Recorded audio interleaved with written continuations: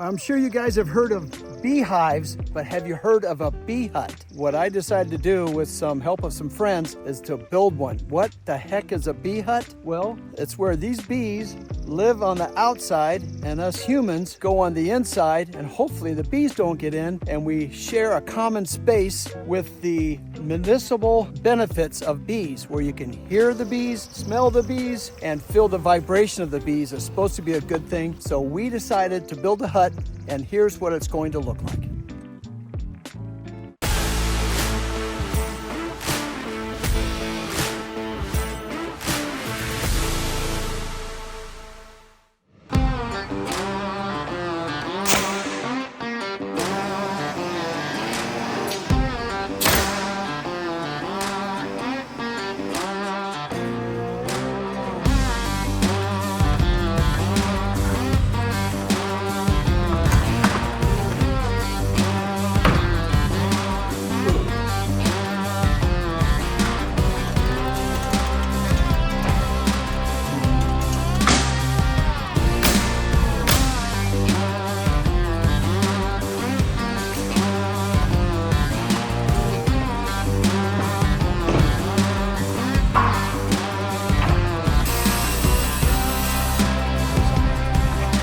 Prove you guys that I can do some of this handiwork. Are you close enough to my face?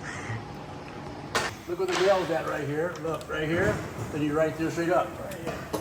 Up a little bit more higher. There you go. Right. Same thing. Now you got two more down there.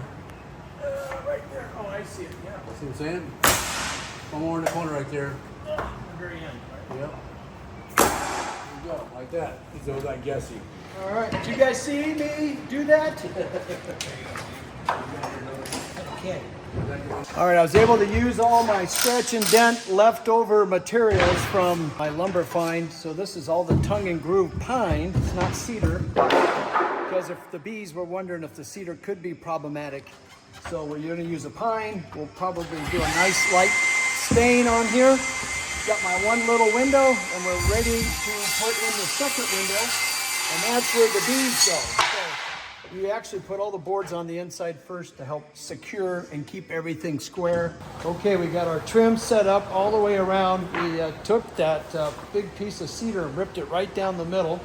So we have a band that allows us to come up with a different type of siding down below. And then we're gonna do some cedar siding that I got in my scratch and dent pile that's sitting on the mini Hummer over here. So this material is what we're going to use to make it look a little more lodgy outside. So it's thinner, it's really more lap siding.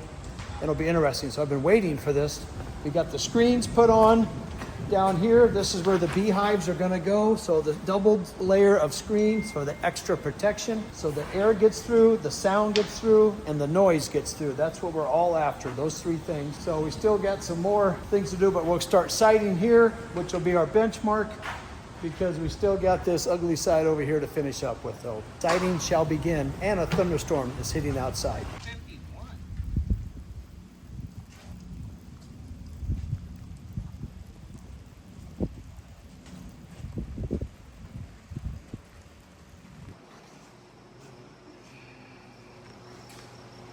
What they call a radiant barrier. I don't know why we don't use more of these, but it reflects heat. So what works out really nice is that if the sun comes down here, it reflects it off.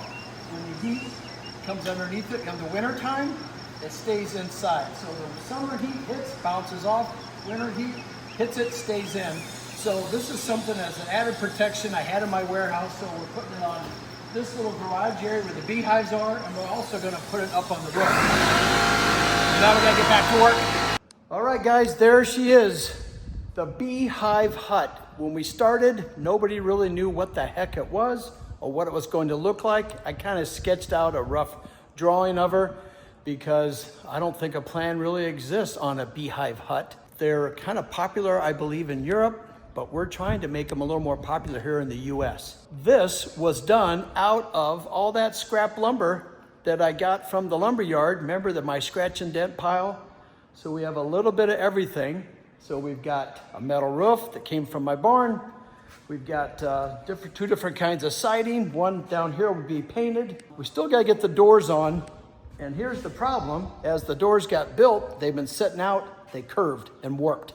So this is one solution that we have on putting weights on top of the doors to get these things to flatten out. Let me know if you think that's gonna work. I've been told that it does. So we're anxious to get it to stop raining so that we can take this beehive hut and get it out of the barn and put it right up there in the trees.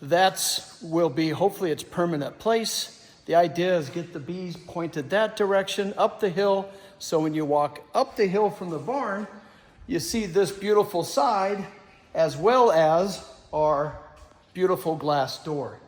The real test will be if the bee, when the door's shut and the screens and windows are open, do the bees stay outside? I'm sure it's gonna be kind of a hot box. We gotta come up with some fans that work off solar. Oh, I'm sure there's plenty of those suggestions and places we can get. Do a couple little boards to put on, a little caulk and paint, and she will be ready for the real world. So let me know what you guys think. If you ever tried this, will you try it? That's the big question, especially if you're allergic to bees. Probably not a good idea.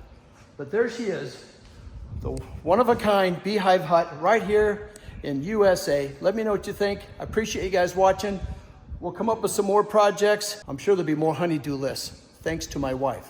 I'm Brad the Builder. I'll see you guys on the next job site.